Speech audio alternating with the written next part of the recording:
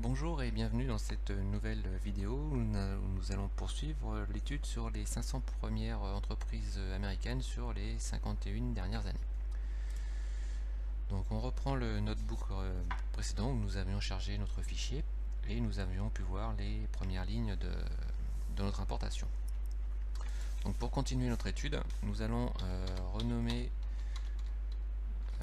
nos colonnes de cette manière. Cela nous permettra par la suite de les utiliser plus facilement durant les prochaines manipulations. Donc, société, revenu et profit. Voilà. On exécute notre cellule. Donc on peut remarquer que là il n'y a pas d'affichage, donc ça ne nous donne aucune information complémentaire en affichage. Nous allons rajouter une nouvelle ligne et nous allons vérifier si nous avons bien importé toutes les lignes de notre fichier.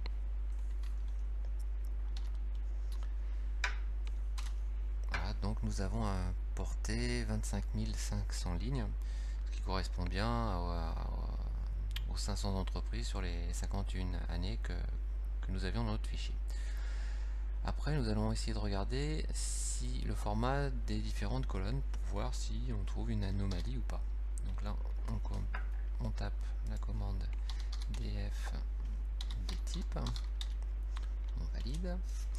Et là, nous avons pour chaque colonne le type de données. Donc année, on voit que c'est un entier, ce qui peut sembler correct. La colonne classement CLT, un entier, également ça semble correct. Société, donc c'est un objet, donc ça peut être une chaîne de caractères, ça c'est aussi correct. Revenus, ce sont des flottants, là c'est ok. Et profit, on s'attend à avoir des flottants et nous avons un objet à la place. Donc là, on peut se dire il doit y avoir un problème dans notre colonne. Donc pour ce faire, nous allons taper la commande ci-dessous, en fait, qui va nous permettre d'extraire une expression régulière qui nous permet d'extraire tout ce qui ne sera pas une chaîne de, enfin, un flottant. Et ensuite, donc là on l'exécute. Donc là ça donne un objet. Donc on peut voir le contenu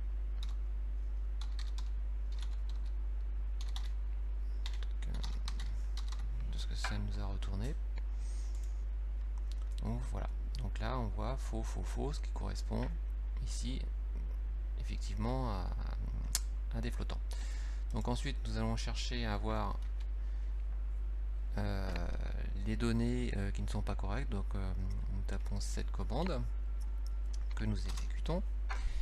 Et là nous voyons les premiers enregistrements dont la colonne profit n'est pas une valeur flottante. Donc là on voit NA, NA, NA. Donc ce qui peut être intéressant après de voir, c'est est-ce qu'il y a d'autres choses qui ne sont pas des flottants dans la colonne profit. Donc là il y a une commande panda qui nous permet de voir les différentes valeurs de profit qui ne seraient pas des flottants. Donc on tape cette commande. Et là en retour nous voyons qu'il n'y a que la commande NA. Donc dans cette colonne là, il y a ou des flottants ou des valeurs égales à NA. Donc ce qui peut être intéressant, c'est de savoir sur nos 25 500 lignes combien on trouve d'enregistrements incorrects. Donc là il y a 369 enregistrements incorrects, ce qui correspond grosso modo à 1,5% de la totalité de nos enregistrements. Après, on pourrait chercher à voir où se situent ces enregistrements dans notre fichier de données. Donc là, on peut créer un graphique. Donc là, de la même manière, je ne vais pas rentrer dans le détail, l'explication de la commande. Là, c'est juste une petite analyse pour vous montrer un peu comment on peut faire quand on a un fichier de données. Donc là, on va créer un graphique. Voilà, qui va regrouper pour chaque année en fait les différentes erreurs.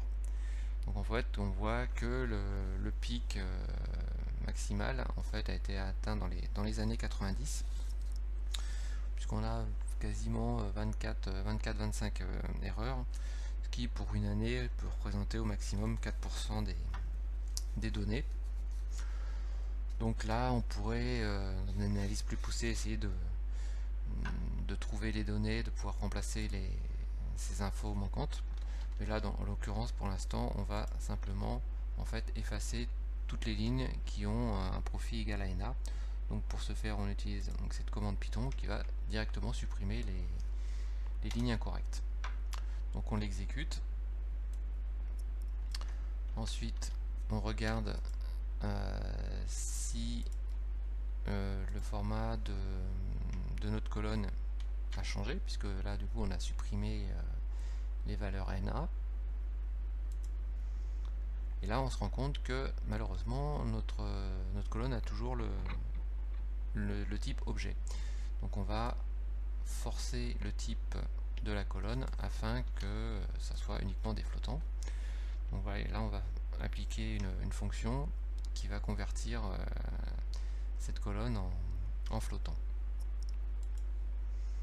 Et après on peut de nouveau revérifier le type. Et là, cette fois-ci, nous voyons que la colonne profit est bien un flottant, donc on va pouvoir essayer de continuer notre analyse. On peut également vérifier le nombre d'enregistrements dans notre fichier, puisque je vous rappelle qu'on a supprimé toutes les lignes incorrectes. Donc là, il nous reste 25 131 enregistrements. Ce qui correspond à ce qui est resté une fois enlevé les enregistrements incorrects.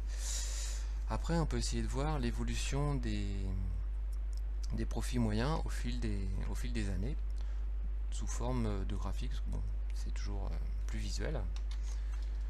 Donc là, on va saisir dans une colonne du code qui permet d'afficher un graphique et de regrouper tout ça. Donc nous allons l'exécuter. Donc là, ce que nous voyons déjà, c'est le revenu moyen, enfin, et le profit au fil des années. Et en fin de colonne, nous voyons donc le graphique. Donc on voit qu'il y a eu des baisses très importantes. Donc là, au début des années 2000, qui correspond à la fin de la bulle Internet, et aussi également aux attentats du 11 septembre. C'était assez conjoint, concomitant tout du moins comme événement. Donc on peut essayer après de se dire, bon, on voit quelle peut être l'évolution du revenu par rapport au profit. Donc là en fait on se rend compte que même si les profits ont chuté, les revenus ont quand même continué à progresser même dans les pires années. Donc c'est quand même assez intéressant de voir ça. Et après on peut se dire, tiens, on va étudier un peu globalement les différents écarts types au sein des sociétés en fonction des revenus et des profits, pour avoir une idée un peu plus précise de ce qui s'est passé. Et là donc on se rend compte que au final il y a un écart type très important par rapport à certaines périodes. C'est-à-dire qu'en fait, autant il y a des entreprises qui ont gagné beaucoup d'argent dans les années 2000, donc on peut voir ici, autant il y en a qui ont perdu énormément d'argent, et c'est aussi d'ailleurs pour ça qu'il y a plein de sociétés qui ont fermé à cette époque. Donc voilà, donc c'était juste une toute petite présentation de ce qu'on pouvait faire avec Panda et un petit fichier de données. Donc dans les prochaines vidéos, nous verrons vraiment le début et l'utilisation des différentes commandes de Panda, et nous allons commencer par l'étude de tout ce qui est série dans Panda. Voilà, merci, à très bientôt.